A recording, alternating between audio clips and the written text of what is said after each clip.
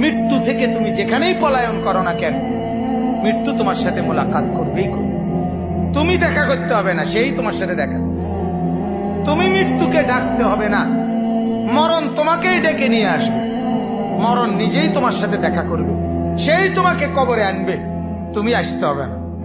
হাদিসের মধ্যে আছে, আল্লাহর নবী সাল্লাল্লাহু আলাইহি ওয়াসাল্লাম হাদিসে ইরশাদ করেছেন, প্রত্যেকটা নাফরমানের লাশ যখন খাটের মধ্যে করে কাঁধে তোলে, মানে কবরস্থানে নেওয়ার জন্য যখন লাশ খাটের মধ্যে কাঁধে তুলে নেয়, তখন এই পরিমাণ চিৎকার করে ওই নাফরমান লাশের খাটের মধ্যে।